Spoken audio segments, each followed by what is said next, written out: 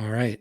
One of the rare nighttime podcasts here with writer, Army guy, CIO, I would say innovator, coming up on podcasting, and Derrick Pledger. I think that's how you pronounce your last name. I should have asked you that before. Spot on. You're good. All right. Thank you for having the conversation today or this evening. And what has been taking up most of your time lately? Just work. Really, I live my life at the intersection of a couple things, as we all do.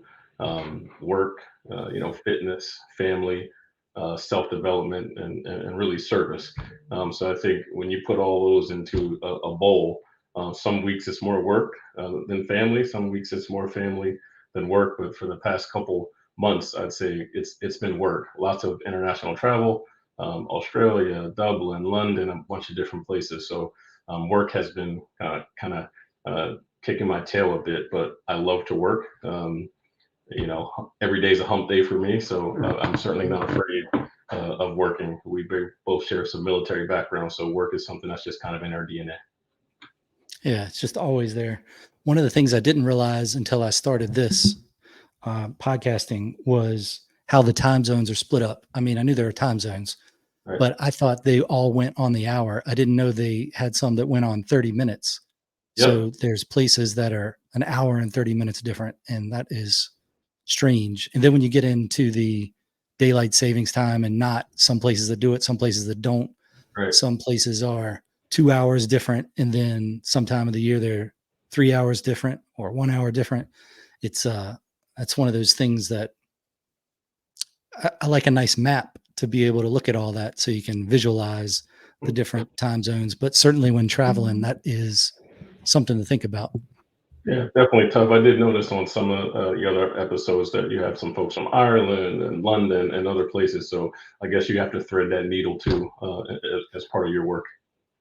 Yeah, I do a lot of Greenwich Mean Time or UTC. And then India is the one where I talk to people there. That's where I see most of the time where it's that 30-minute difference or the hour and 30 minutes. So it's That's interesting. I'm actually flying to India on Sunday. I'll be there for a week, so I have about 200 folks on my team that work out of India. So I'll be there for 7 days in Hyderabad and Bangalore.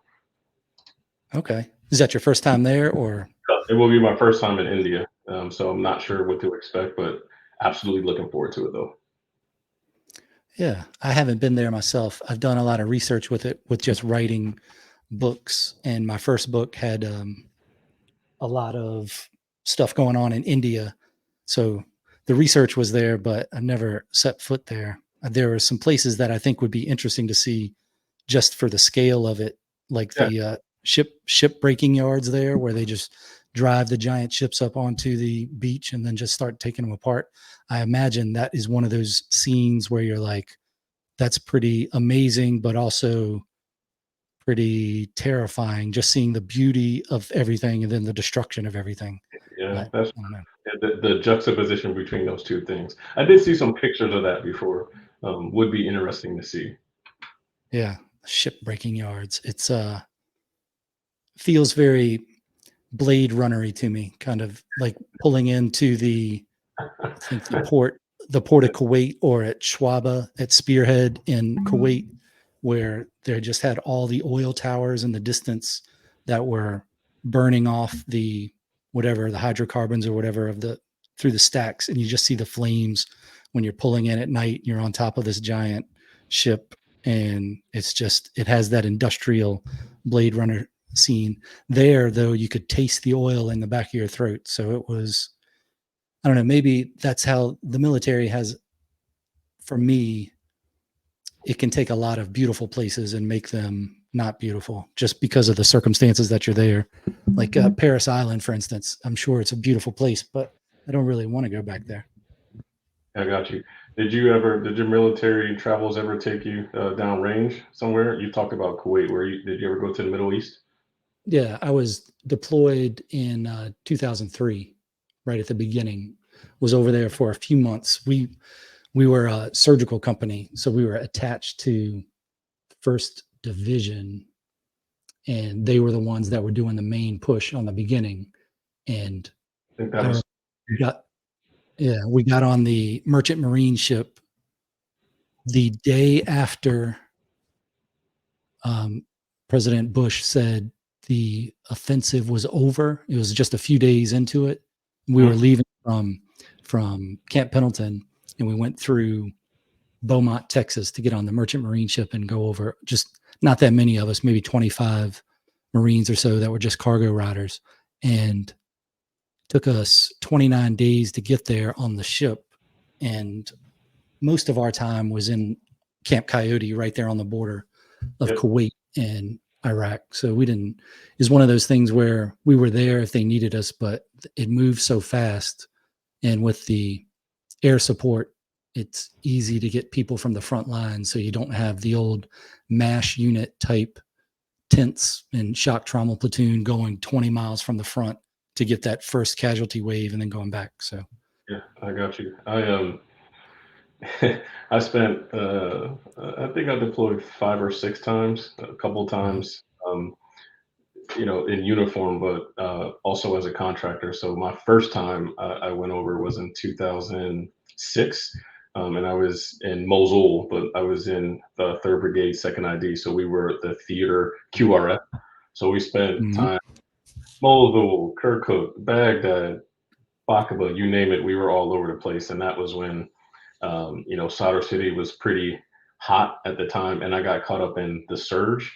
So I was there for 6 months my first time. So lots of stories we could share, but I've deployed a couple times after that. I've been in Afghanistan, Horn of Africa, a couple times, but great memories. And obviously, that military service really provides the orientation on how I look at life in the corporate world, family wise, and everything.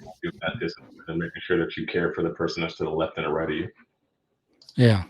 It's the military is not what I thought it would be, but I'm glad I did it, and I would probably do it again, even knowing what it was. But I agree with that. I agree with that sentiment for sure. Not what I thought it would be, but I still would do it again. Yeah, you're spot on. yeah. Yeah. You remember the recruiters telling you things like, what do you want to join for? For the leadership training? Look at this guy right here, and they just show you the platoon running with the guide up there holding the guide on. You're like, that's a leader. And you're like, I'm not really sure what that means. I'm 17 or whatever, still in high school, and you go, okay, all right. Is it going to be? We're going to be running a lot. We're going to be crawling around in the mud. We're going to be doing all these things. Then okay, I can get down with that. And then a lot of the military is just learning how to take crap from people. That's that's what I found. You definitely But learn some emotional intelligence and how to deal with people, but I think that equips us to operate out in the civilian world better too, because there's so many different personalities. You get every aspect of life in the military. But my recruiter definitely did sell me a bill of goods too. I was an intel guy, so after I took the ASVAB, he's like, "Look, man, you can do this job. It's like almost like being James Bond if you do counter intel." I'm like, "Sure, nice. that sounds Nice. cool." It was certainly not that, as you and I both know. Yeah. I got my contract was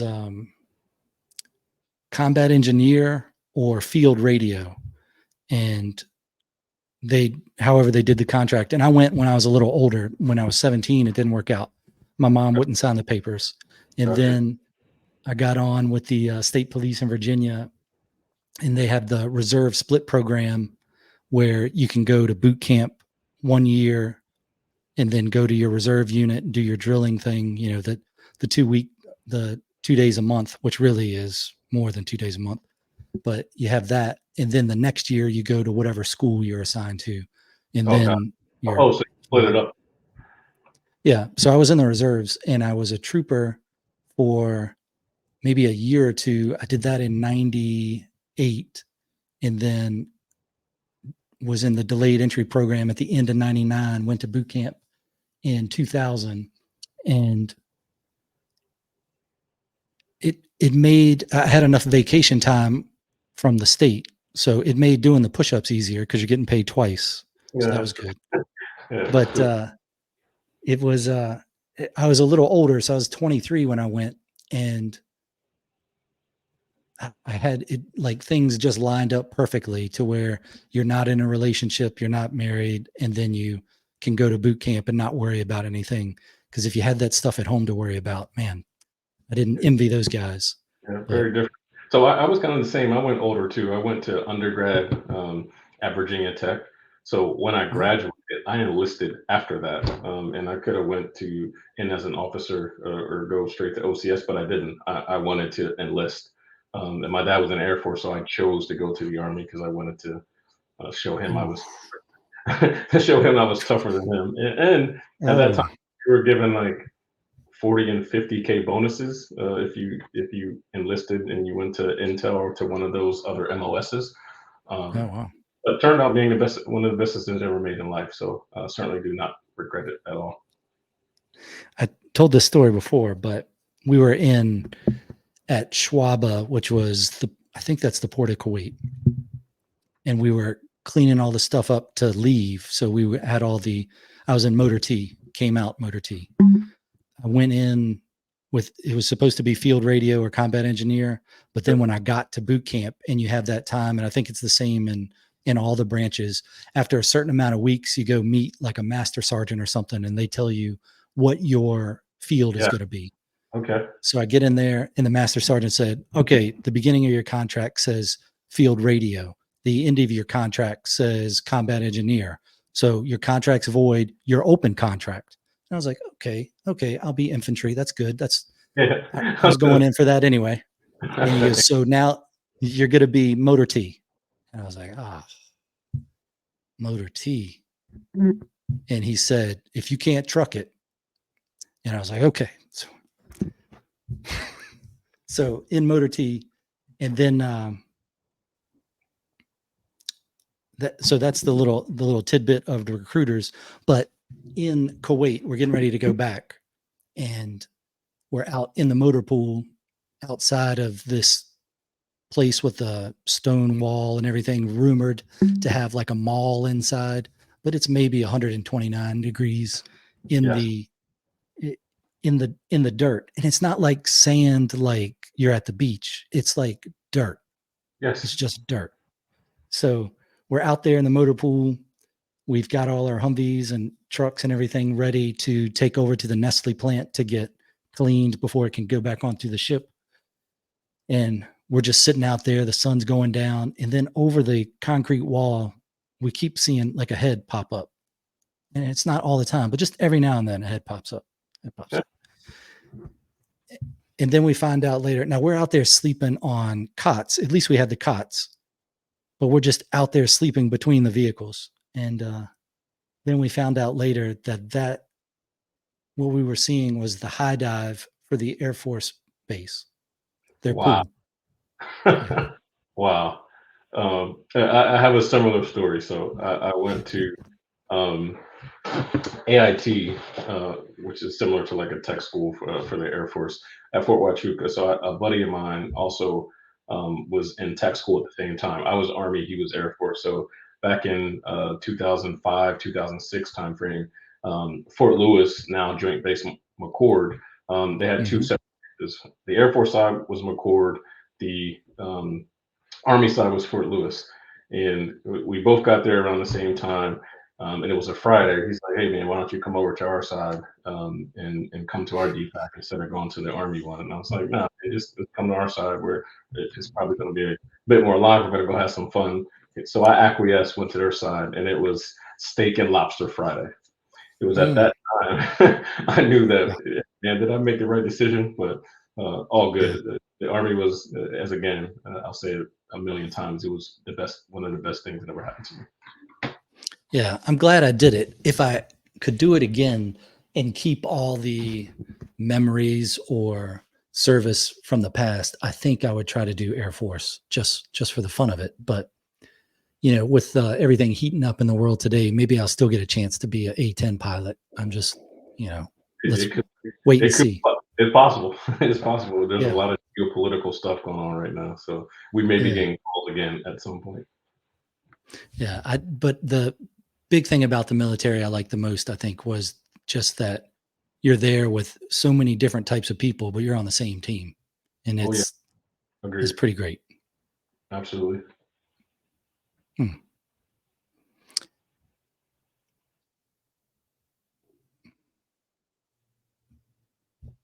What do you think would the U.S.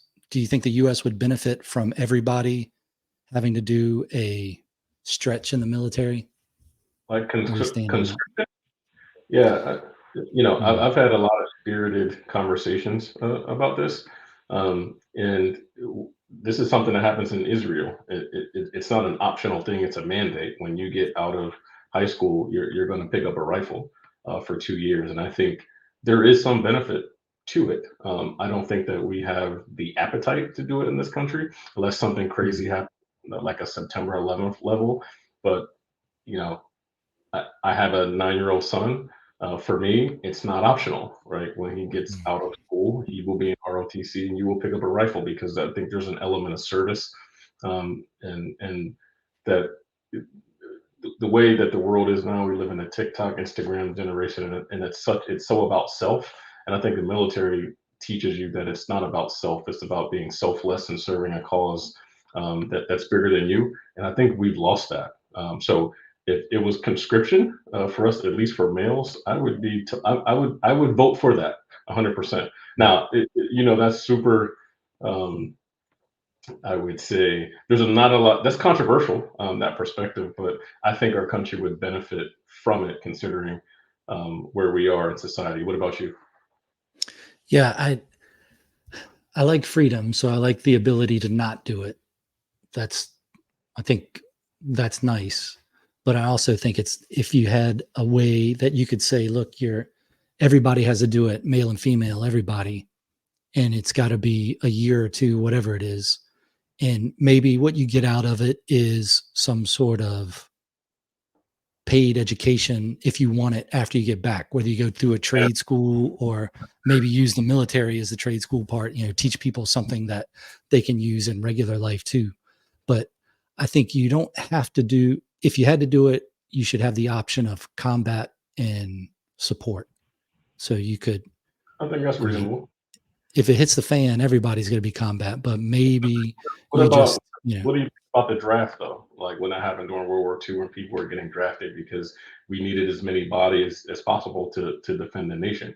Do you think that when you put draft against conscription, which one do you think is more tenable?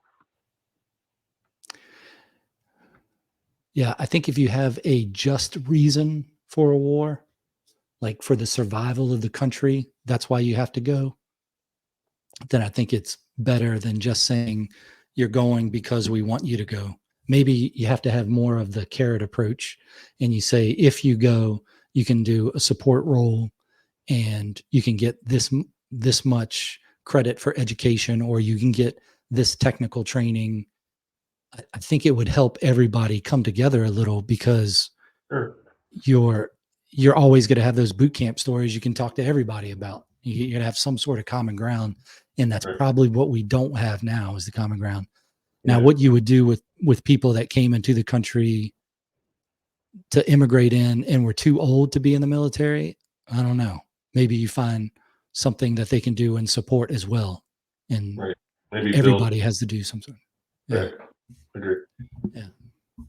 I think it would be beneficial, but I still like the idea of you being able to choose to not do it, but That's what makes the country advantages for doing great. Freedom is, but freedom is not free. So we it. need Yeah, people, you and I, that are going to pick up their rifles and go do this on the behalf of the country. But there's there's a lessening cadre of people that are going to make that choice to volunteer. So that puts us in a mm, very tough place, especially with geopolitics being as crazy as they are now. It only takes a tipping point for something to happen, and we could be. I mean, I feel like we're in a hot war now. A lot of people don't want to say it, but look at what's yeah, happening in the Middle East right now. I mean, we're firing rounds at folks. People are firing rounds at us. That's not a cold war. It's hot. So I think we yeah, need to be honest with ourselves about where we are today. yeah. Maybe there's an element where you could require some sort of civil service, whether it's a merchant marine type thing or some other branch where you just have to do something for the country And that's what you do right out of high school, or your last year of high school, first year of college is that. And then you get a little common ground plus a little time to grow up. Yeah, I would It's, support that totally. yeah. As far as World War III goes, I wonder, we look back in 10 years from now, are we going to say these are the events that led up to World War III and they've already happened? Like when you look at World War II and you say, well, it was the assassination of, or was it one, the, Archduke or whatever. And then we go to war and you can say that's how it started. I think Sure. there'll be things that have already happened now that you can look back on in a few years and say World War III started then. And Yeah, now it's I agree with that. happening right now. Yeah, Yeah. I think you're right. Yeah. Hmm. So writing, you have a book. Yes. How'd you go about writing that? I have two. So I can take you back all the way to the first one, which was like a 15-year ago thing that I Yeah, let's did. do it. Um, while I was in college, I wanted to be this famous Hollywood director, but that dream failed miserably. So I knew very quickly that I wasn't cut out for that when I was in undergrad. But from that sort of failure came some pretty cool opportunities. So while I was in school, I wrote a bunch of different screenplays that I just kind of put on the shelf. But what I did was after I knew I wasn't going to be directing movies, I converted a few of those screenplays I had written into a novel. And I happened to get a book deal at the time on 50 Cent's book imprint through MTV and Simon & Schuster, which is one of the largest publishing houses. So we essentially co-wrote a novel that fit within sort of the hip hop literature genre at the time. So Okay. that was about entertainment, but that was a long time ago. Cool experience. The book I have now with the new release, my intent is to do something different. It's about um, making a deeper impact and helping folks to become habitual achievers. So, um, one of the reasons I wrote this new book, and I'll talk you through how I came there, is I think as a country, as a population, we have a pretty um, toxic relationship with failure. Everyone spends every day attempting to avoid failure, but I think as a byproduct, it makes you ill prepared to be able to confront adversity. So I think we should all be failing. We should be failing fast every single day. I tell my kid that. I tell both my kids that. I tell my teams that at work because you know it teaches you what not to do in the future, and also provides some pretty critical insights for things for areas that you should not touch again, which are sometimes more important than the things you should do. So the new book, Your Brain Weighs 500 Pounds, really the concept was born out of the idea that we spend a fortune trying to fix or change our external appearances every single day. But the key, really, in my eyes, lies in providing sort of your mind with the right ingredients so you can have the right mindset. So I kind of thought to myself, what would it be like if you could visualize what your brain would look like if it were an actual body, like a true representation of the content that we feed it? Very quickly, I came to the conclusion that most of our brains would look pretty atrocious, considering the amount of time we spend chewing on unhealthy ideas, distorted news, the craziness on social media. Think about the misinformation that's out there, just a lot of BS that we feed our minds every single day. So what I set out to do in this book was sort of put the world on a new brain diet. So through the book, I provide what I would like to call some good mental nutrition just to help people reach their goals. So it's packed with 100 lessons, which I call recipes, and are really focused on helping people change perceptions about failure, become more disciplined, following behaviors that are not self-sabotaging, by the way. So it's really about how do you change your mindset to become an incremental achiever, do something that takes you closer to a goal every single day and be disciplined about it and not afraid to fail. So that's really the whole premise. And the way the book is written, it's very short, discreet, less chapters, which I call recipes. So it's all on a page. I think we're past the time where you can have a book that's 500 pages or 300 pages thick, because we just don't have time. Think people, you need to get your messaging out very quickly. So that's why I wrote it, so you can have some very discrete, hard-hitting lessons that you can pick up, read 3, put it back down, pick it up 2 weeks later and read a couple more. So that's really what I wanted to do, is trying to change the mindset and help people achieve things that are important to them. How'd you, when you started writing it, did you figure that was your format to begin with, or did it just work out that way? No, that's a great question. So what I did was I spent 2 years journaling, really documenting my own experiences, but also distilling lessons from a lot of different people. So I would listen to podcasts. I'm an avid reader, so I read a ton of books. I was listening to audiobooks. I was listening to like 15-minute chunks of an app called Blinkist, where they distill a book down into 15 minutes. So I was listening to a lot of different people, from sports figures, the Warren Buffetts of the world, the Charlie Mungers of the world, David Goggins. I'm a fan of his, Jocko, Joe Rogan. So I listened to a lot of different things over 2 years. So it was my own experience, and then I would write down some of the things that I would hear from them that resonated. And then after 2 years, I had like a ton of different content. So I went through one by one, and those lessons that I got each day, I just converted it into what I call a recipe. And really, the book was kind of already done. I just had to kind of curate the information a bit. So after 2 years, all that data was there. So it took me about 4 or 5 months to actually write the book based on what I had journaled. So I Where didn't did you do, set out that way, but that's just that was a byproduct of what I did. where'd you do most of your writing? Right here, where you see me, in my office in my house. This is where I did it at all times. Or if I was mobile, sometimes I'd be in the car, a stoplight or something. I would just send a text to myself, and then that went into the journal, subsequently into the text of the book. Okay.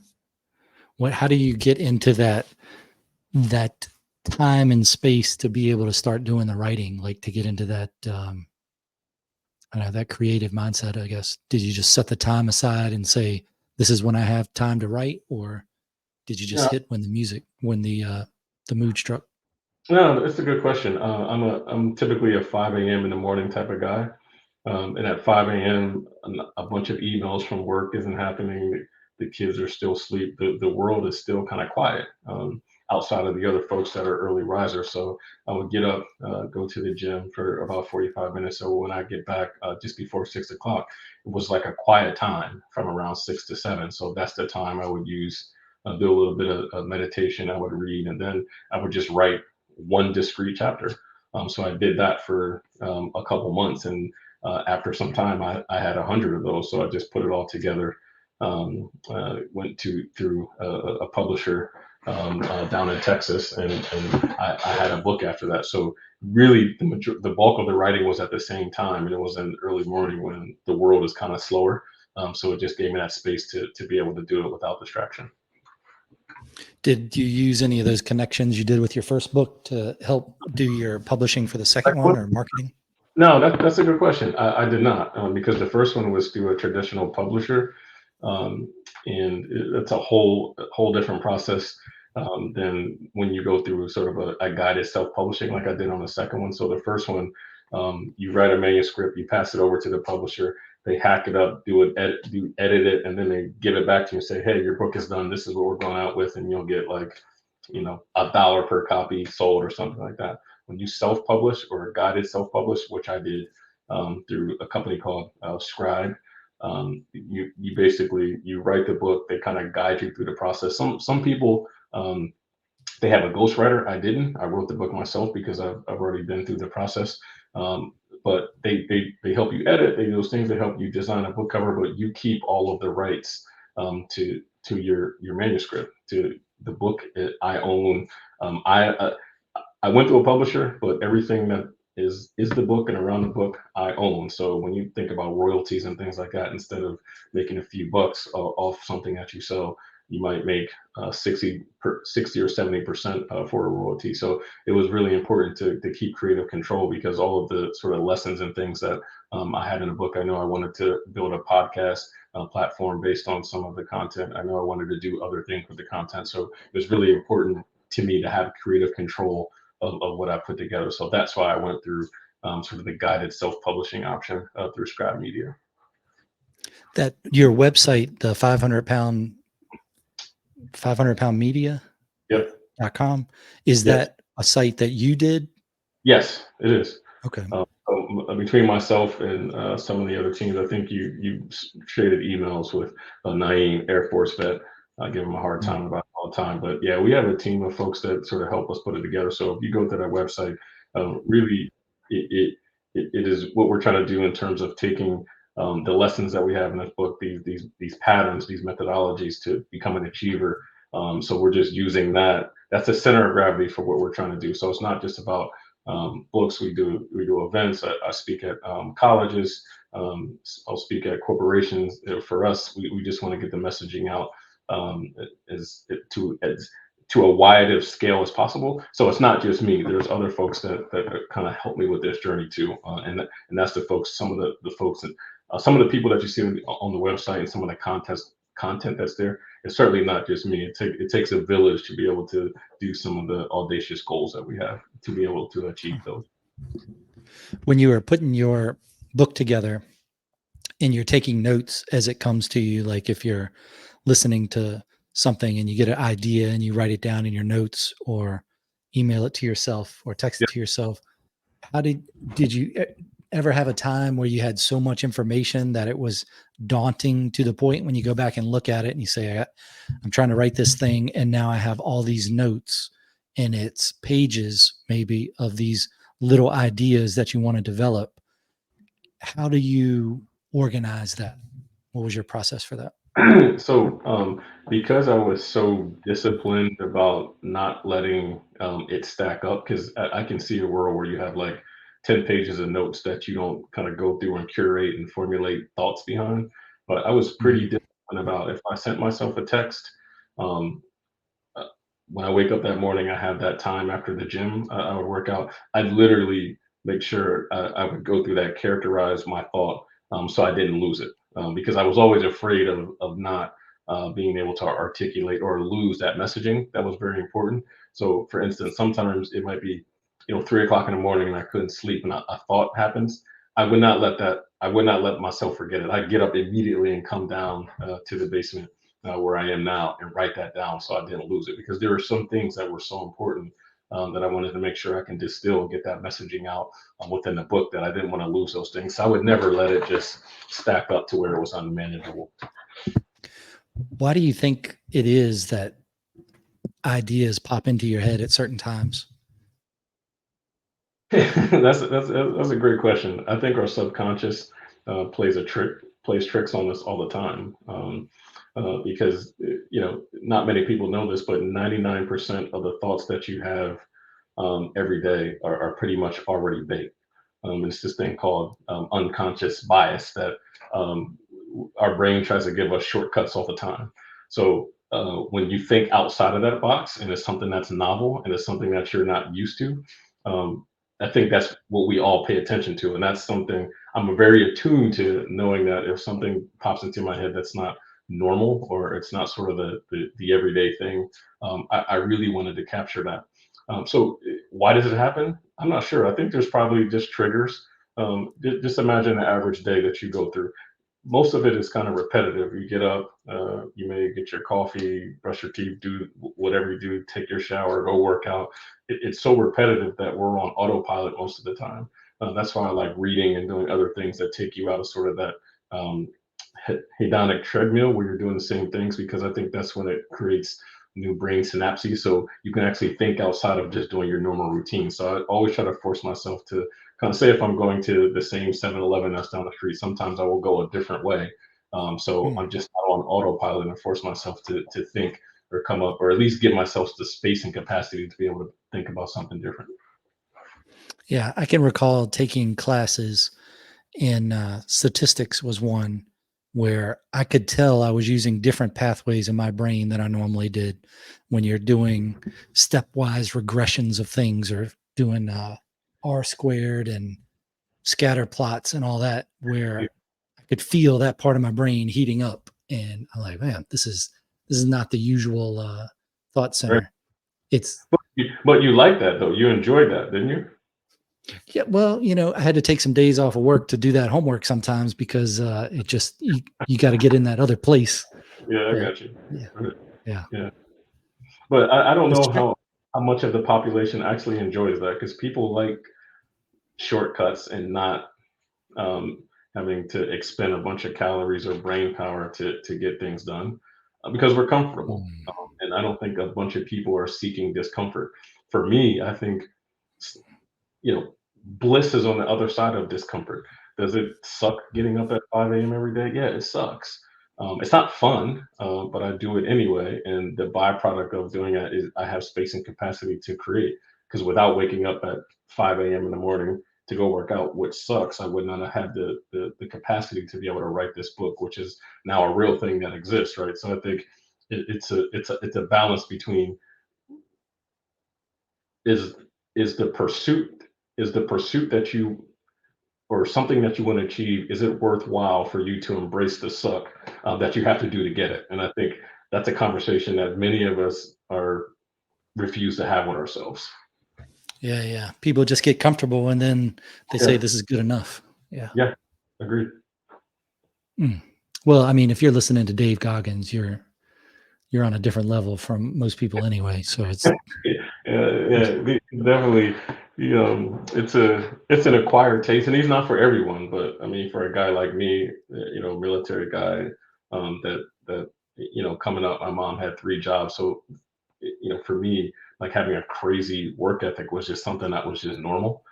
Sort of being a hard charger, and that's not for everyone. That's just something um, that resonates with me. But I think you don't have to be that way to kind of achieve the things that you desire. I think there's some repeatable patterns, some repeatable behaviors that you can do around being disciplined, around setting goals that you can reach incremental, breaking it down into small chunks so you're not feeling like you failed, changing your relationship with failure. I think you don't have to be David Goggins to go reach your goal or be as crazy or as kind of aggressive as he is. You can be a calm, cool, and collected guy or girl and still reach what you want to reach, but you still have to repeat these patterns and making sure you're not doing things that are going to be debilitating or self-sabotaging.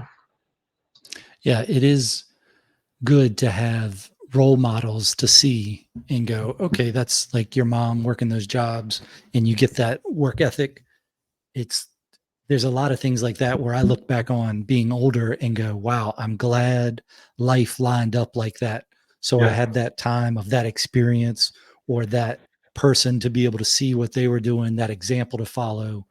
And yes, then that part of where you're talking about failing and then learning from it, it's much better to fail at the beginning of things than it is to work through something for years and years and then fail. I mean, there's still lessons to be learned in all of it, but I think agreed. that's what I understand is the failing quick thing is get out there, try the stuff, see what you like, and then see what you can get better at.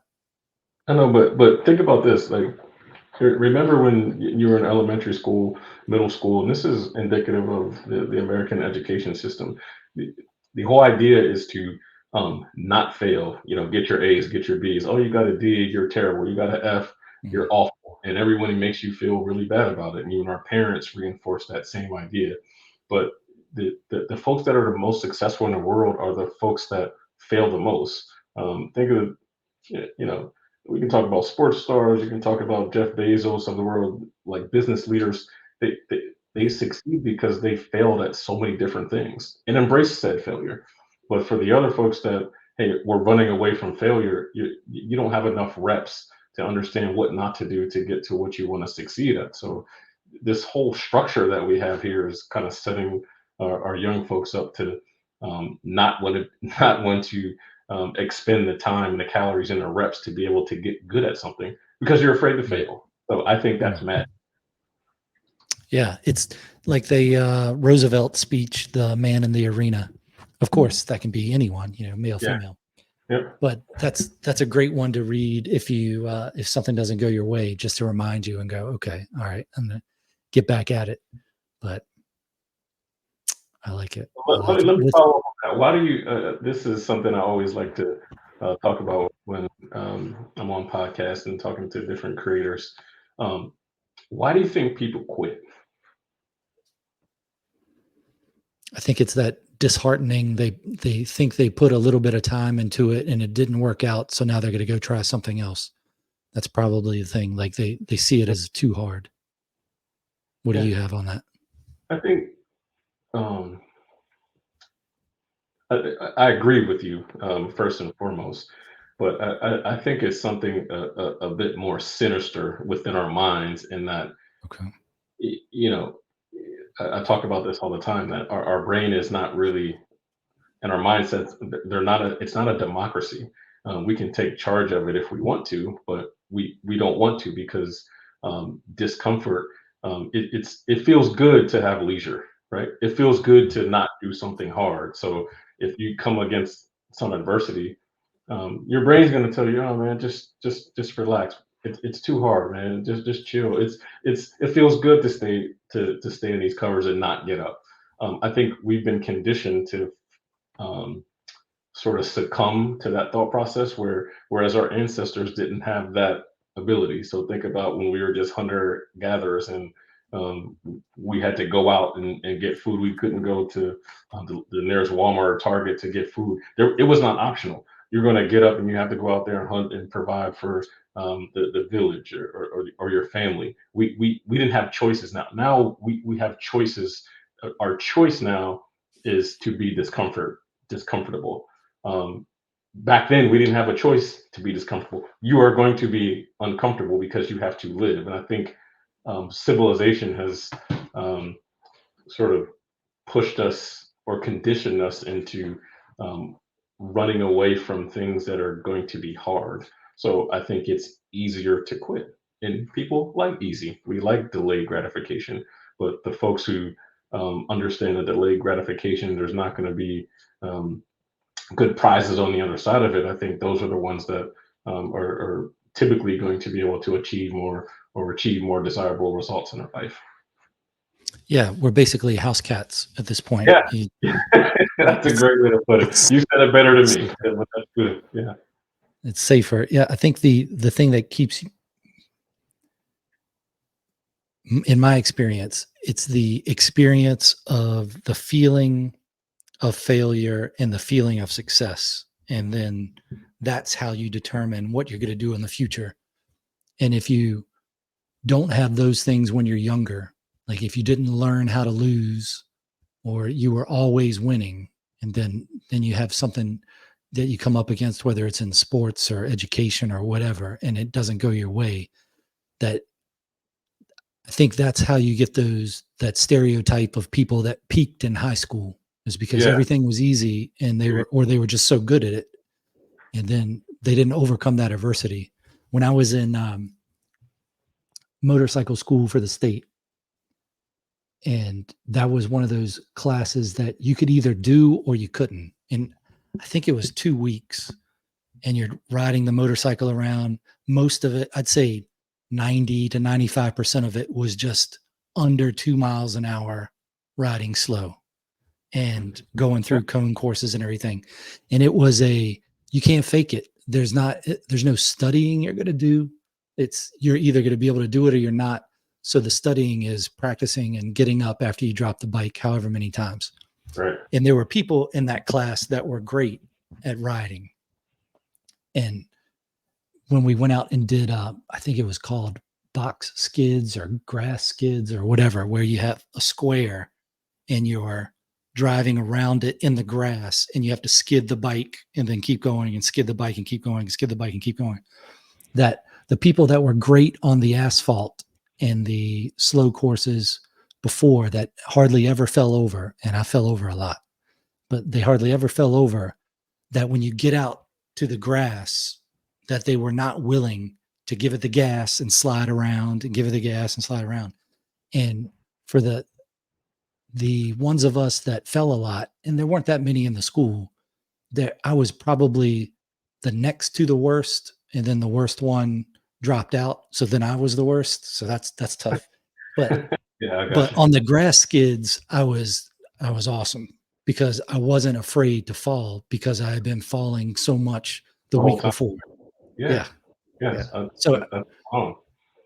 there's a fine line to go in there. You don't want to fall so much that you never get it taken care of, but you want to learn from each time. But yeah, it's important to fail, and it's also important to succeed at things so you know how it feels.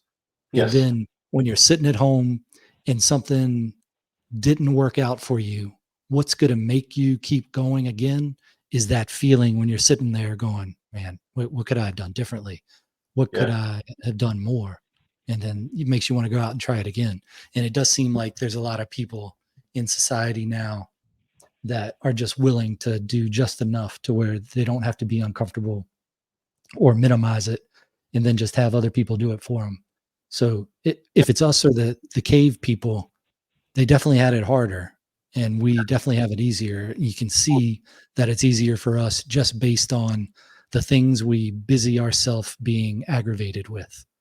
Like the problems society has are in large part not real problems. They're not problems. That's a Yeah, great point. That's a fantastic point because we're manufacturing them. We yeah, manufacture because these things as we problems. got the time.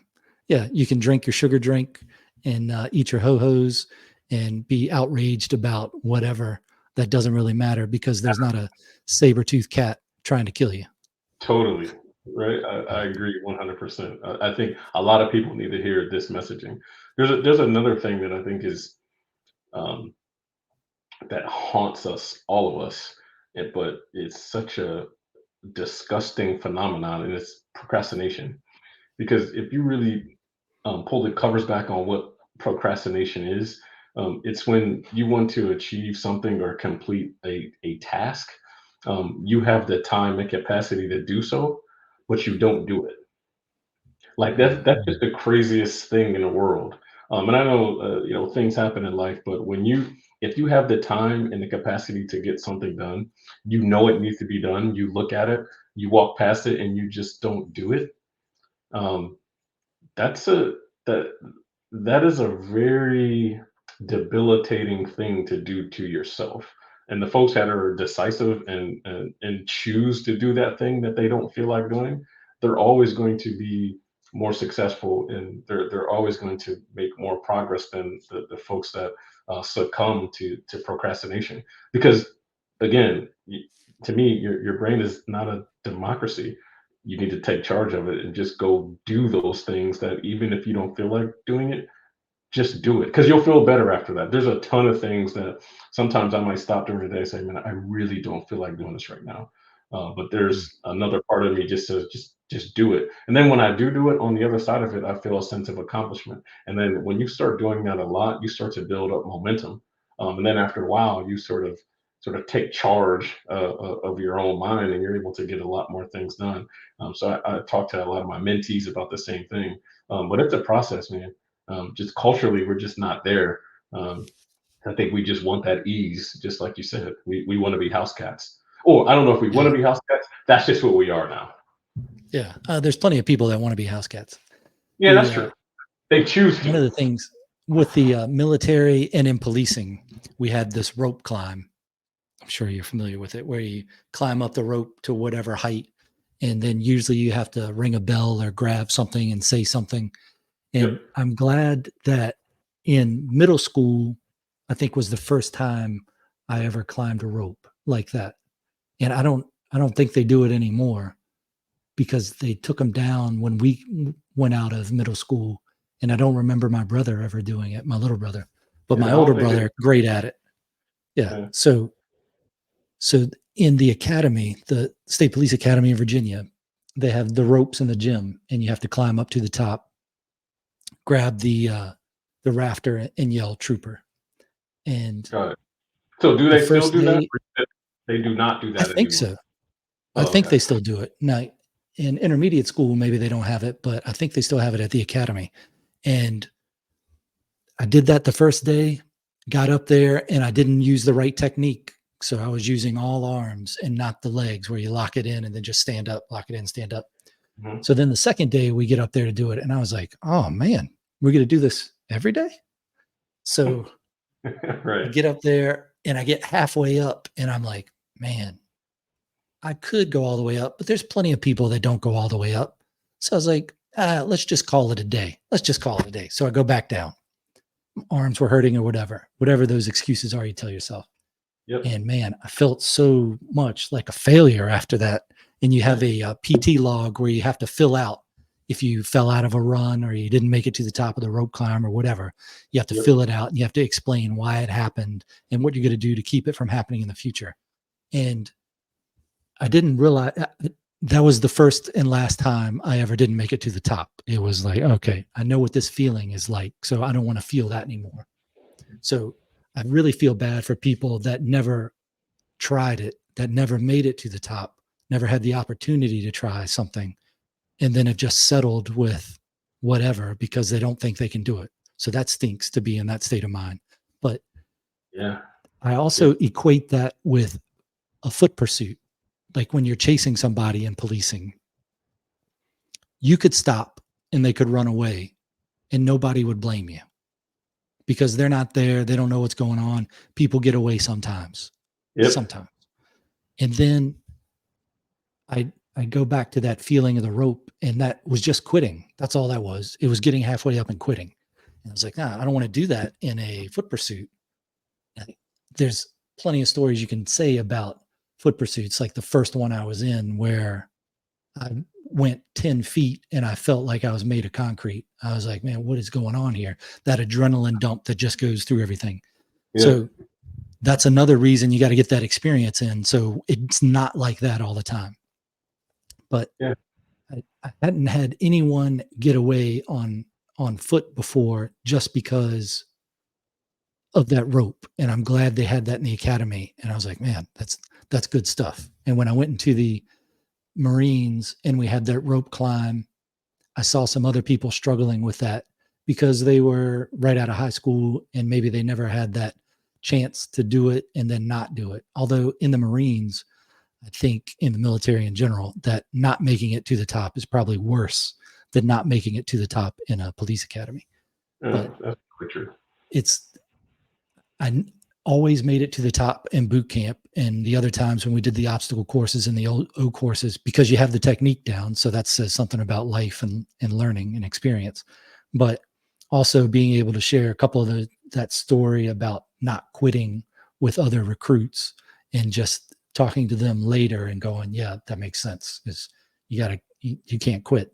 That I'm glad they have that event in the academy and in the military. I'm sure there's a lot of things like that because in boot camp, there was a lot of things we had to do a certain way. And you could always find a deeper reason to it, whether it was the reason you hold your tray a certain way because that's how you're pulling back the charging handle on the M16A2 service rifle or whatever else it is.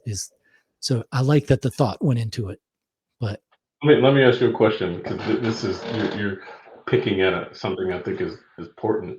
Um, what you just talked about, the reason that you didn't quit getting up to the top, do you think that is teachable, or you think it's just something that's innate? That because I'm very similar, and I mean, if I would quit at something, I would feel disgusted. But is that something that we just have, or you think that is something that's teachable from your perspective? Because you've been in the academy, you've been in the military, you've been around a lot of folks that you were able to have nexus to what their mindsets were like. So what do you think about that? I think it's both because there's the Dave Gogginses in the world that he's not going to not make it. But then there's the people that have never done it before and they don't know that they can make it or they don't have the experience with. So I think it's learned, but it's also that internal drive of not wanting to fail. And I've met plenty of people that didn't have the drive to do anything. And I'm not sure how that got instilled. They missed out on something, or either they're not paying attention to some voice in their head that's telling them to try to accomplish. I don't know. Or maybe they just never had the opportunity or never saw the reason. But yeah, I think it's something that's in you. So it's part, I think it's in everybody. It's to what degree is it going to come out? Probably has to do with what you've chose to do with your life and the people you've been around and the examples you've seen and the experiences of failure you have. Because certainly you could get knocked down and never get back up. But in the Batman, the Christopher Nolan Batman movie, the first one, Batman Begins, when he falls in the well and his dad says, why do we fall? And the answer is so we can get back up. Oh man, that's powerful. Yeah. That's powerful. That's, I mean, get back up Yeah. more. Because Agreed. what's the option? What's the alternative? Never get up, Yeah. Stay never down, do anything. which Oh is just not optional. It's crazy to even think about, but I think yeah, that's almost becoming the norm, which is unfortunate to stay down. yeah. There's all type of people in the world, and certainly society breeds a certain type of person. I think you could probably look at the Spartans and see a different culture than you have in America for Oh, sure. And you could probably look at America 50 years ago and see a different culture than you have now, and probably a different one than you'll have 10 years from now. But totally. But yeah, that's why this type of messaging is important to get out there to the extent that we can, so people can at least hear it. Because there'll be some people it will touch, even if we touch 10 people, 100 people, and they touch 10 people, another 100 people, at least the messaging will get out there because I mean we've become complacent, and this fantastic experiment of America will cease to exist at some point if we don't make sure that we sort of keep a baseline of folks that are just, for lack of a better term, will get after it. It won't be those type of people that you and I are describing. So, very important work that you do. Good conversation. yeah. It's what did Reagan say? Did he say we were only ever a generation or two generations away from just a completely different America? I can't remember that exact quote, but it's always going to be like that. You're Yeah. always a generation or two away from something Yes. completely different. Yeah. I agree. I agree because an entire generation can certainly change things. That's why democracy. It's a fantastic thing, but it's also very fragile. Like it's a fragile thing that takes all of us to be able to pick up rifles and keep driving on. And you and I Yeah. understand what that actually means. And it would be great if the masses did, but we're still Americans, and I think we'll be fine. There's still not a place that I would ever want to live or be because it's the greatest country in the world, and that's not going to Yeah. change. Yeah. And there's some point to where you could say, if you were a citizen of any country and you didn't weren't able to feel and say this is the best place in the world, then what's going on? Like if you're from Russia, you should feel like it's the best place in the world. And if not, why? And if you're Yeah, from America, you should definitely feel like that. And I can totally. see when you're in other countries and you're like, "Man, it's such an insurmountable thing to change this country. I need to go to somewhere that's better." Then that the question is, why are you going? Are you going because you think it's better, because it's going to be easier, or do you think it's better because you can be more? And I think we're That's switching profound. over to Yeah, yeah, we're switching over to a lot of people coming in that think it's going to be easier instead of understanding this is the place where you can achieve more. So, yeah, great point. what was your reason for joining the military? Um, September 11th, I was in um, I was a junior at Virginia Tech, and they I had a class that was at I think 9:30, but they canceled the class because I remember I think the first tower was hit like around 8:50 something, and I just remember watching those images because remember we watched it probably 500 times that day, where you just keep seeing the planes hit the building. Um, and the second plane hit the second tower, and I just couldn't believe that it was happening. And then we're all scrambling to figure out what happened, who was it an attack, was it an accident? But when we started to find out that there were people that actually plotted and it was deliberate, um, I just felt like I have to do something, Right. and I wanted to pick up a rifle. So that was one aspect of it. The second aspect was after I graduated, I moved to DC with a couple of my fraternity brothers, and we were really um, doing the same things that I was doing in undergrad. So I kind of wasn't progressing, and it was like, what are you doing with your life? You need to serve something, serve a cause that's more important to you. So it was that combination that just made me go sign up. And again, it was the best decision I ever made in life. I built my entire career off putting as much capability in the hands of warfighters as possible. And that's just something I'm always going to be passionate about, defending this country, and serving as many people as I can in different capacities through the corporate, what I do at work, and also through books and trying to reach folks like we're talking about today. How can we get folks to embrace failure, not want to quit, and achieve the things that are going to be important to them? Hmm. I wonder what the thing that's going to stick in people's memories, like the younger people these days, that's going to stick in their memories, like September 11th and ours, like Yeah, yeah, Kennedy getting assassinated is in people before us, like Pearl Harbor was in. yep, I yep. wonder, What is that I thing wonder these? what that, yeah, I don't know, because just think about the younger generation, and I mean, I'm not trying to be sort of the older guy that says, "Oh, these kids, they just don't know anything about anything." But it's like, do kids these what they days. care about, right? Like, what do they care about? What's important, right? Look at the discourse that we're talking about. Look at sort of how the younger folks spend their time. A lot of it is, and this is something that I put in a book too, that we spend, and the average person that's on social media spends about 2.5 hours per day on social media.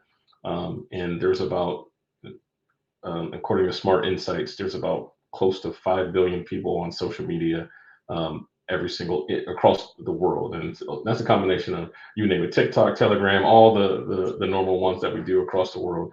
So we spend about 12.5 billion hours combined on social media every single day. Can you Hmm. imagine if we use that amount of brain power and time to try to solve problems instead of just scrolling, scrolling? And some people are listening to things like we're talking about, which is fantastic. But the vast majority of folks are looking at cat videos or dance videos or things that are just pointless. And you know, we're in trouble if we don't try to change that narrative a bit. And my fear is, to your point about September 11th, this generation has not gone through an adversity or seen something of that scale. So we're about due. Like, we're Hmm. very close. We're due for something to that level that happens, which is going to give this younger generation a jolt. So I just hope we get our act together before it has to be something that's something disastrous for us to change our perspective. Yeah. I wonder if I can't think of a natural disaster that had that same effect as September 11th. Yeah, yeah, I guess on a more regional, whether you're in a forest fire or a place that's destroyed by a hurricane, that yeah, maybe you have a little togetherness with that area that's affected. But and I don't know what it's going to take. I don't know what, as you said, what they care enough about, what yeah, people care enough about these days that it's going to amount to anything. yeah. It's unfortunate. Mm. Only if I had a crystal ball, but we can do our part though. You have a platform, I have a platform. We just need to keep doing the work, keep trying to serve as many and reach as many people as possible, and um, we should feel good about trying to do our part in that respect.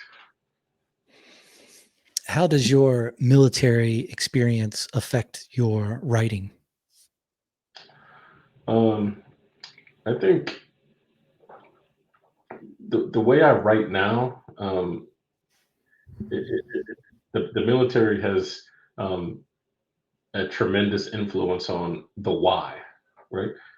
Because what we're taught, and you've been in formations, the people, the folks that are in formation to your left and your right, they're just as important to you as you are to yourself, right? So this whole idea of serving, is just, that's something that's ingrained in me. So what I write for now is to help someone else achieve an outcome that they desire.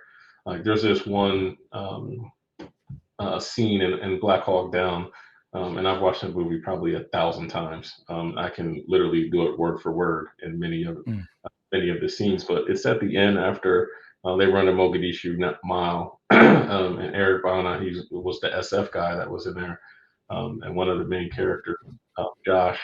It's at the end. They come in, they got water, they just came. Everyone's tired. People are bloody, and mm, Eric Bana, he's over in the ammo tent, and he's loading up his rifle again. And the guy Josh comes over to him and says, "Dude, like, are you crazy? You're going back out there?" And he's like, "Yeah, I'm going back out there." And he explains to the guy Josh that he's like, people come up to me all the time and say, Hoot, and that's his name in the movie. Why do you do it, man? He said, I don't explain it to them because they will never understand.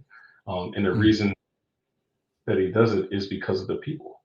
It's the people that you serve to the left and the right of you. And I bring that to my family. I bring that to the corporate world. And I look at the population, the folks that I'm trying to reach as people that are to the left and to the right of me. So that's why I write. That's why I wrote this book, because if you read it, I want you to be able to take something from it that allows you to remove barriers that or impediments that have blocked you from achieving the things that you want to.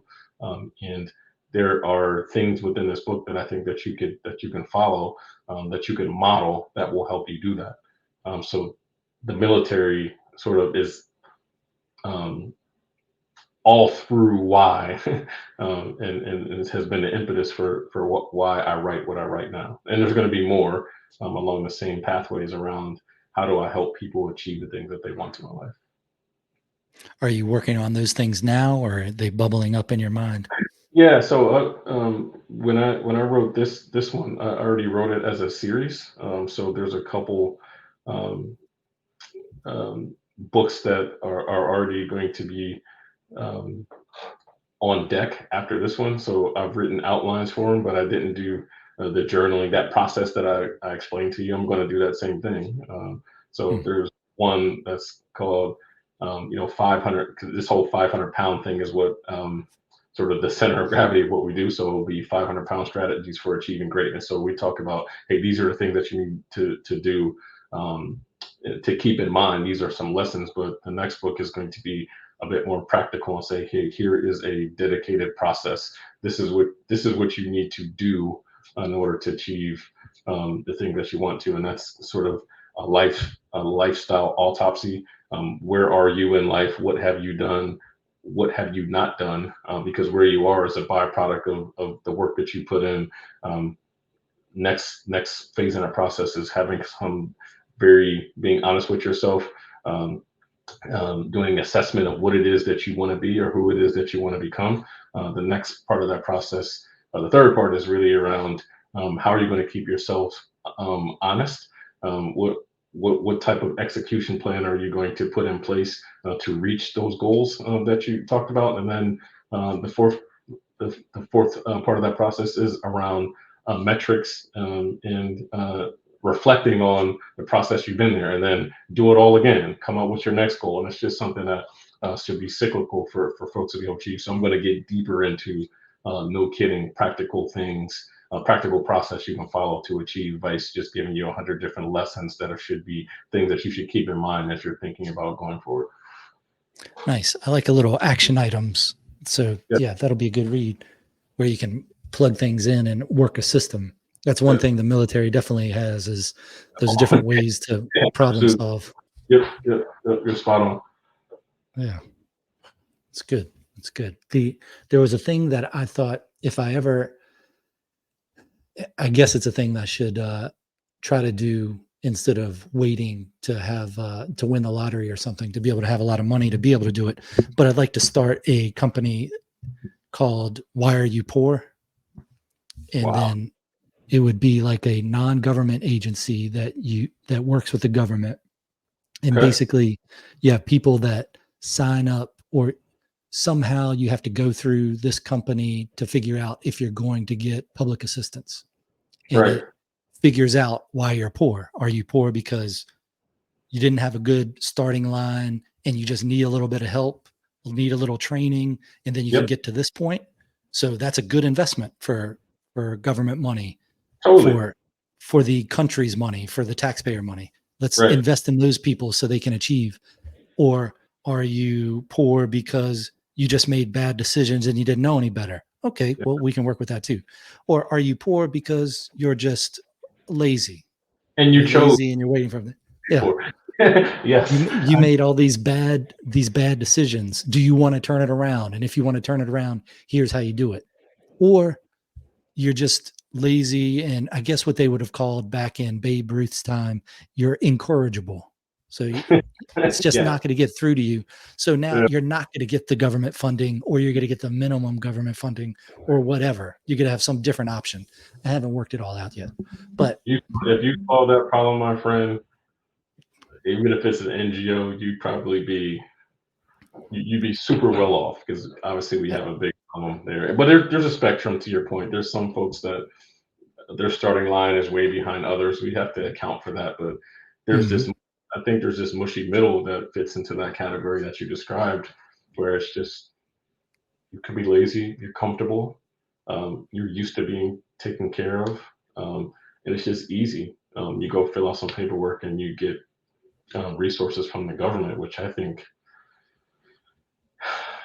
it's it's tough. We don't want to be in a welfare state, Yeah. because welfare state, over time, will end, because there's not enough Yeah. people working to produce enough output to be able to take care of them and then the other folks. So that's a failing proposition. It goes back to that same question you had of, do is it something you're born with to not want to fail, or is it something you can build up and strengthen in yourself to want to achieve and not fail? So I think that it's trying to solve that same thing that you're talking about. It's Yeah. why are you failing? Although I like the why are you poor, because it's just like that's what it is. It's We're a gonna tough. answer this question. That's a great way to frame that question, because that, I mean, Yeah. even when you said it, that forces me to think about, wow, um, it's a very introspective question. Yeah. So good And on you, man. Let me know. Let me know if you need some help with that, man. I'd be happy to contribute to the extent that I can, especially I as I'm think you training have many folks. plenty of people that'll say, well, what's your definition of poor? It's going to be different for other people. But I think it just comes down to, can you afford the things you need, and can you get some of the things you want? So Right. that's what it is. You can make less than other people and be happier. I Totally. think that, I'm not rich, so I don't know the answer from the perspective of the rich person, but I'm not as poor as I used to be. So there was definitely a time in life where I didn't know how poor I was until you get a little more money and a little more bills, a little more responsibility, and then you're like, oh, okay, this is poor. Yeah. But then Because you have you make context. Yeah. You have yeah, context. Yeah. Yeah. you Good make point. some good decisions, or you get lucky or whatever, and then you've built up a little, and then you can afford to buy those things that you always dreamed, like this. You're not going to buy everything you ever wanted, but are you really going, do you really need a Lamborghini? Probably not.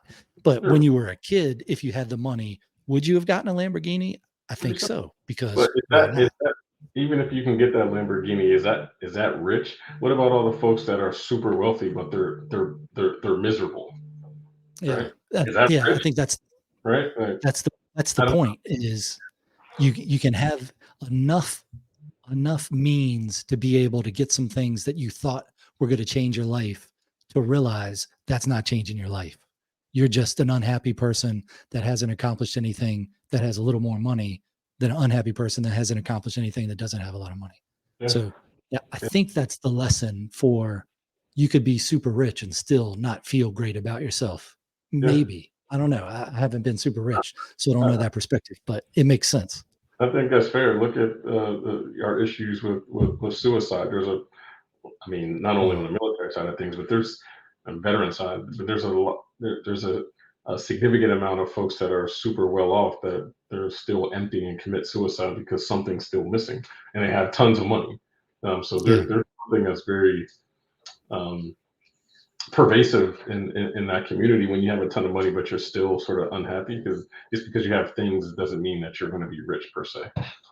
Yeah. Yeah. So, Money is not everything, but it does give you some different perspectives than you have, and you know? options, that's true. Yeah.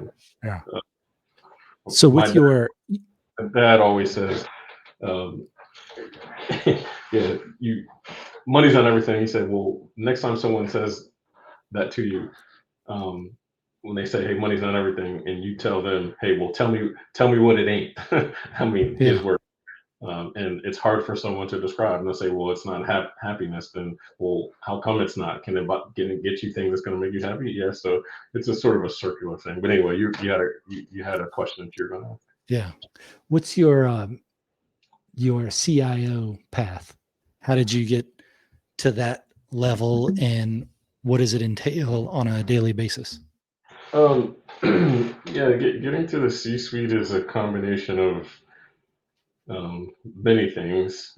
It's grit, having the capacity to learn, um, whether it be technical things, business things. But I think at the end of the day, what it's really about is um, being able to influence and work with people to achieve outcomes and impact in a way that's going to have a material benefit for a corporation. And for me, I was at the same corporation for 14 years and rose to the rank of CIO. So one part of it, I would say 50% of it is it's you and some of that what we talked about before as it relates to being disciplined and having that thing that you're going to keep going. But it's also about um, what relationships do you have? Do you have mentors? Do you have sponsors that are going to help you along the way? Because without certain sponsors that I've had in my life, I would not have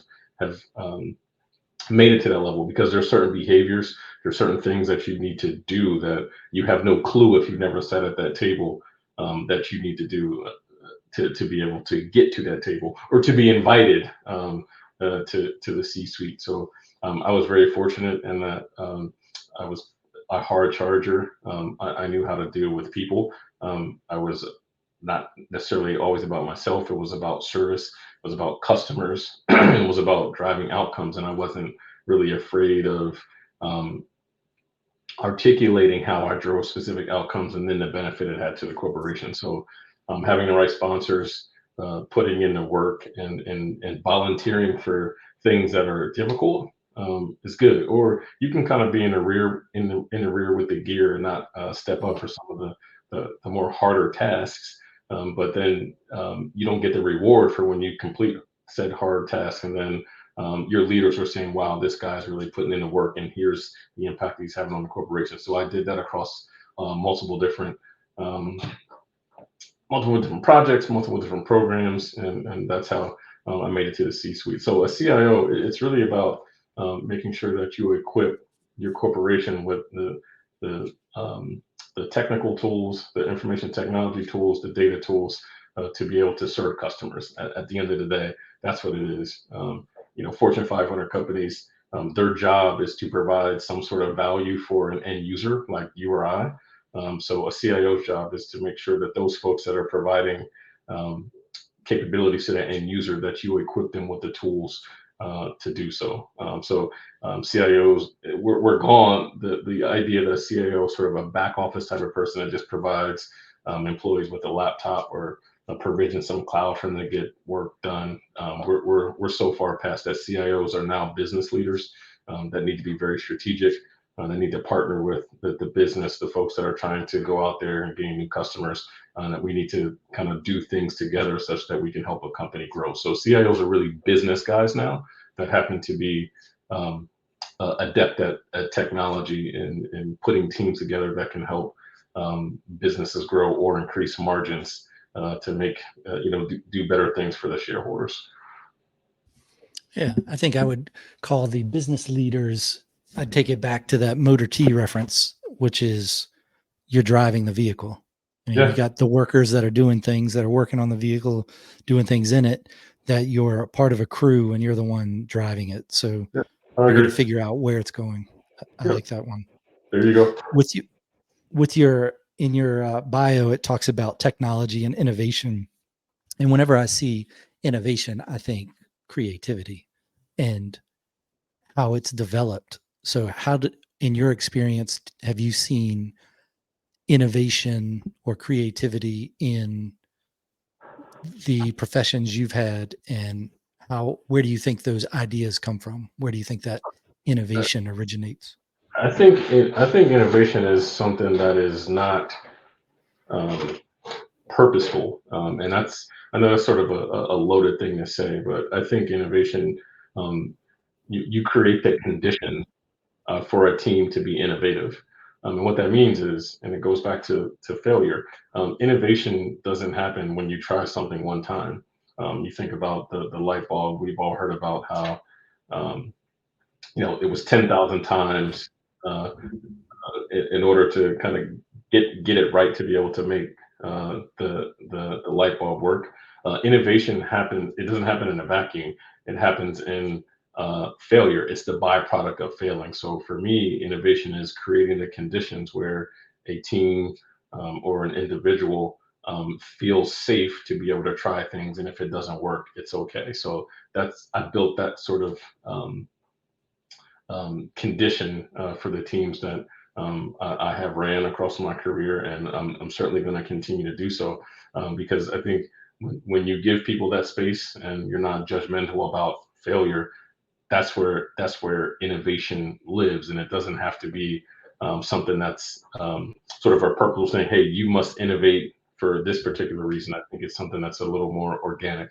Secondarily, I think innovation needs to be attached to some sort of problem. Like there's 1,000 problems that you have every single day in the corporate world and policing in the army, and it could just be everyday things. And I think the folks that sort of take a gamble on themselves to try to come up with something that's going to solve a problem that may be ubiquitous to lots of different people. I think those are the folks that we should get out of their way and support them with the resources to be able to do that. And with a corporation of 40,000 plus people, sort of where I work, not everyone's going to be an innovator.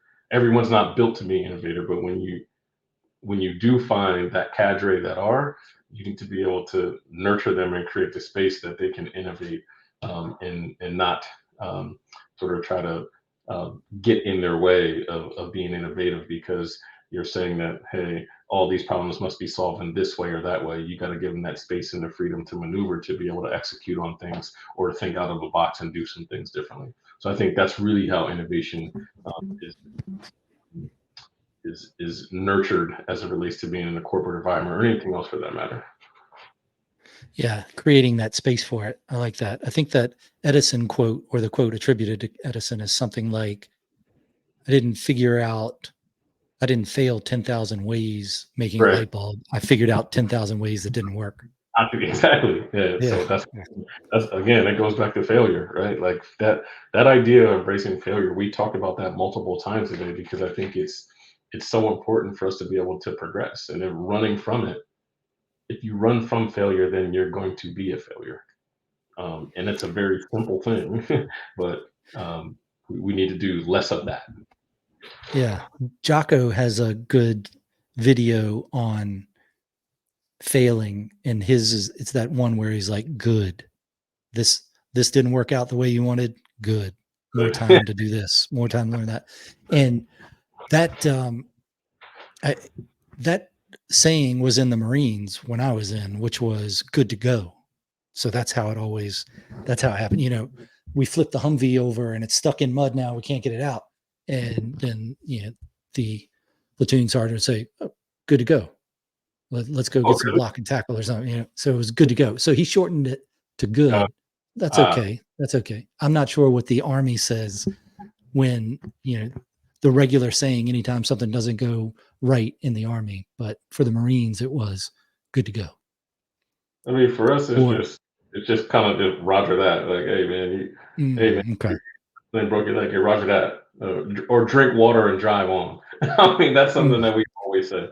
Like, that's fine. That happened. Drink some water, take an Advil. You'll be good to go. But Jocko, man, a yeah. big fan of Jocko too. One of the things he always says that I repeat all the time, and I even repeat to my children is like, there is no sweatless solution. It's just not. Mm, You're going to have to sweat to earn something. So if you think something is sweatless, and if you can get it sweatless, then it's not worth getting. That's something I picked up from one of Jocko's episodes that I listened to. mm. Yeah, I like those. It's I mean, you can throw that in with a Matthew McConaughey, which is you got to sweat at least one time a day. But I think he's more talking about working out.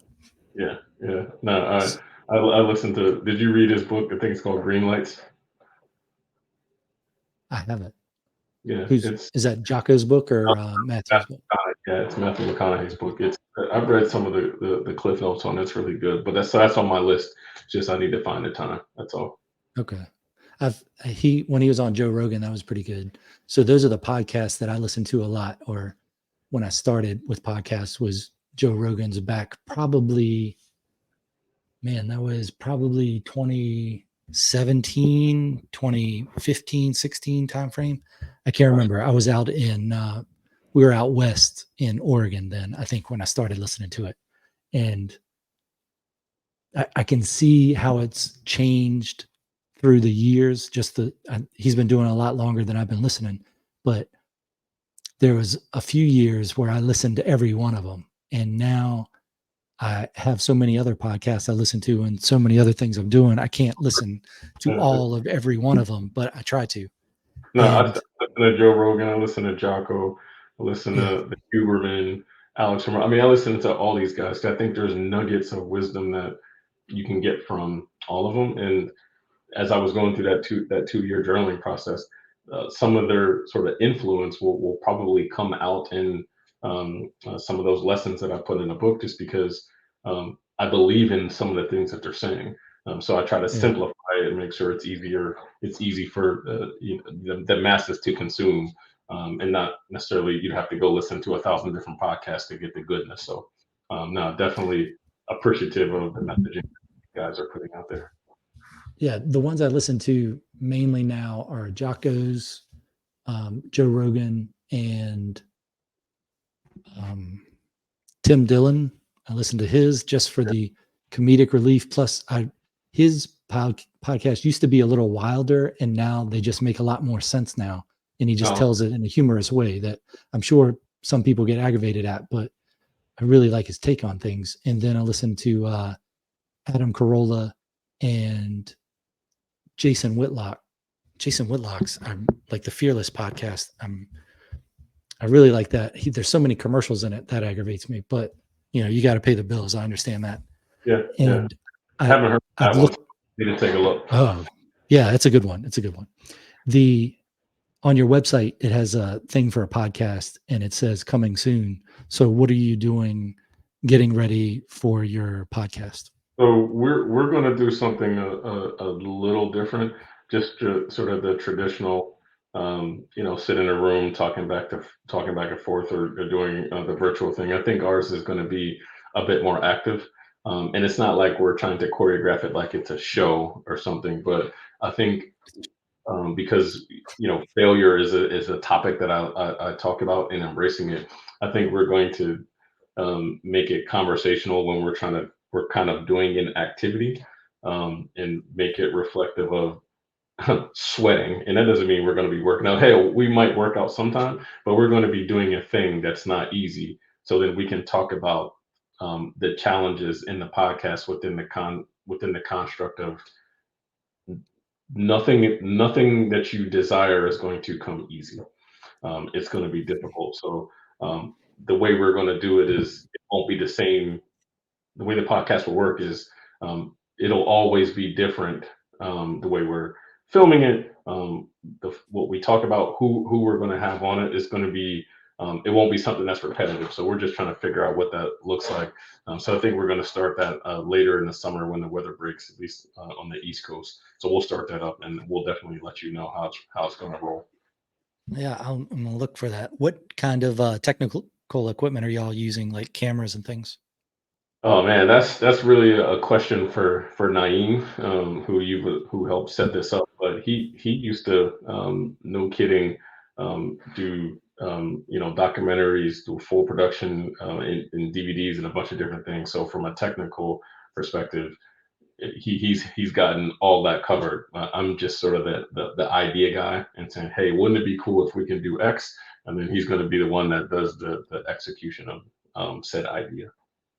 Okay. Well, since you're in DC, you got to certainly work your way over to Quantico and hit up the obstacle course or the confidence course. I think they have one there. Oh, that would be a good That podcast. And very if one. you're a Marine, maybe you could participate in that one. Maybe we could do that one I don't together. know if they let the enlisted go on that, but I mean, I've certainly gotten lost on the land nav course at Quantico before, but it's I think we could work it out, but that's a good example of what we're talking about. Can you imagine if we did a podcast where we're going to do that obstacle course and we're climbing things, falling, and then we're talking about, look, man, and how this relates to life. That's the type of yeah. podcast that's interactive, and is full of sweat. So you're kind of getting to my point. So that'd be a cool thing to do. Yeah, I'm not sure if the officers have the same type of thing that the recruit depots have with the end of boot camp is called the Crucible, and you have this. There's a bunch of different events. You don't sleep much, you don't eat much, but it takes a couple days to go through, and a lot of the time is going to certain event areas, and you have to figure out or solve this problem. Whether it's you have a rope that is just hanging in a place, and you have to get these two 50-gallon barrels over to this other side, but you can't touch the ground here, and you can't touch the ground here, and you have to be able to get them across. And there's a bunch of different problems you have like that. That'd be a good one for the show too. Yeah, I'd imagine Quantico has something like that, but yeah, totally. the other branches probably have them too. But you can find Yeah, something yeah. pretty So interesting. we definitely have it. And if you want to work together on one of those, happy to kind of put something together if you want to participate for sure. Yeah, let me know. Let me know.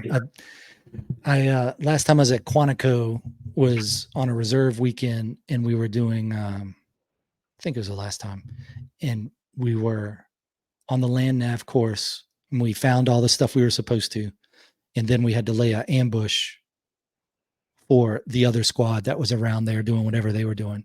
Got it. Um, they never got there because they got lost, and we laid there for about an hour just in the leaves with these red bugs crawling on us, and Oh we're yeah. all like, oh, what is this, what's this, what's Is this? And it then winter time? yeah, Oh yeah, it man, was summer. Yeah, they summertime. were chiggers. Yeah, chiggers and ticks, seed ticks. And then that night we're still in the field, so no shower then. In the Hmm. next night, no shower then, and then you go home, and it takes a few days. And those few days were the rest of the ones at Quantico, and then you just start itching. When we got home, when I got home, there were ticks all over me. And that's when you know you got a good relationship with your wife, when she's got a headlamp on, looking into your nether regions, pulling out ticks with tweezers and places that you can't reach. And you're Yeah. like, oh, geez. Hey, And that then keep go with it, man. That's good. yeah, the chiggers had already had their, planted their eggs in their skin. So then they're trying to come out. So the next day that when I was scheduled to go to work, I had to take off, and I would just scratch everything until it bled, and then got in the hottest tub I could after I put salt on my legs and everything and just scrubbed it as hard as I could. Pretty miserable, pretty miserable. But, as Joe Rogan says, sometimes Nope. the hardest thing you've been through is the hardest thing you've been through. Now, Yeah. not the hardest thing, but certainly something. And Yeah. then when I got back to the drill center the next month, we're just sitting around the table in the warehouse or wherever. And one guy goes, "Did anybody have a problem with ticks last month?" And that was the beginning of that conversation where everybody had the same experience of that. Yeah. So it's military stories. Definitely. That Definitely. that's the visual reaction. I can remember that. I can remember that. Gotcha. But it built character, and you Yeah, probably yeah. have those relationships, so all good. So you can do a podcast while you're laying an ambush, an L-shaped counter I will. ambush. We welcome all ideas. So trying to wind it up here, when you're talking about your CIO creating that culture or that space for creativity, what do Yep. you do in your personal life to create that air or space for creativity so you can do your writing and just thinking about what you want to write about or the next thing you want to do? How do you Yeah, create that in your personal life? yeah, two things. One is I'm an early riser. I described that, but there's also, and you're familiar with this, being around DC. The traffic here is nuts. Mm, So I live probably about 30 minutes from where my office is, but on a typical day, if you leave when normal people leave at about 7 or 8 o'clock, it'll take you an hour. There's an accident, mm, sometimes an hour and a half. So I use that time. I don't listen to music. I don't listen to news. Um, I typically use that time to just be silent, and that gives me that space to kind of get in my own head. Now, if there's something crazy going on, I might throw Sirius XM on to listen to something. But for the most part, I just drive in silence, and that's what gives me sort of that peace time. Um, what I am on automatic because I take the same way, so I'm not thinking about the driving. We mhm, talked a little bit about that earlier, but it gives me an hour and a half just to focus on. Um, Kind of who do I want to be? What do I want to do next? How am I going to do it? And then when I come up with those things, I do what we talked about earlier. I'll text myself about it and say, look, and it could be a work thing, it could be a personal thing, it could be something that I know that I want to change about myself, and then I will make sure that I document what I'm thinking about so I don't lose those ideas like we talked about. And then I'll come back and I'll journal on it and take it from there. nice. Hmm. Where's the best place for people to be able to find your books?